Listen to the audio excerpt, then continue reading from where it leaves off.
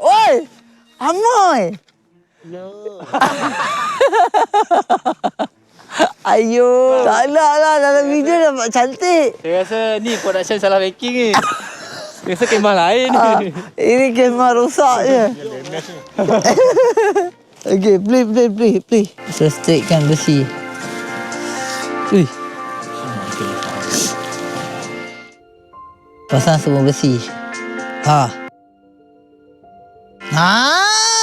Yang mana? Tengah. Tahu.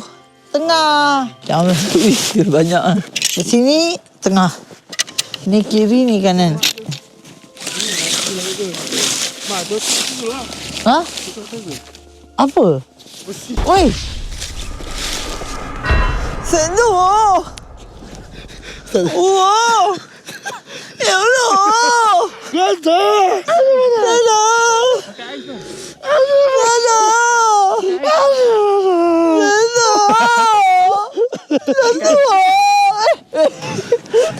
Girlfriend aku nak mati kau buat macam tu kan? Dia tu sakit mata.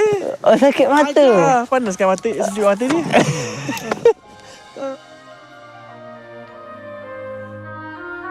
Saya rasa ni kiri tu kanan. Betul lah. Buat yang tu. Macam ni rasanya ke tepi. Betul tu bang. Sebab nak kepak keluar kan. Macam memang budak-budak gempak tau. Serius. Kita tak pernah pasang pun dalam ni. Tengok video pasang. So saya rasa saya gempak. Cepatlah Man. Ya, mana pin dia? Pin dia kat tengah. Lepas tu pergi depan, pergi belakang. Aduh, mulut aku dah mula keras. Sini. Satu je pasang. Guys, I tengah siapkan rumah untuk you guys. Okey. Datang dari Thailand ke?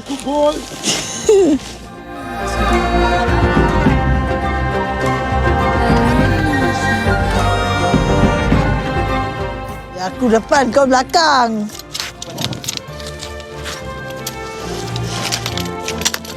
Dah. Siap. Saya dulu.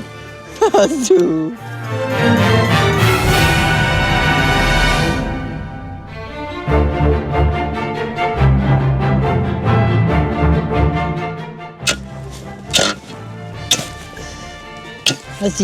Mesti. Bagi paku satu lagi tu. Lupa pula. Yes. Mantap.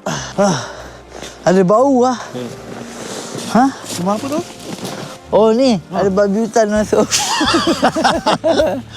Buka guys. Kau buka belah kiri, saya buka belah kanan.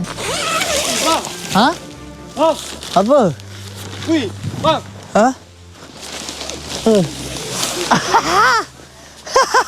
Dia tak sejuk.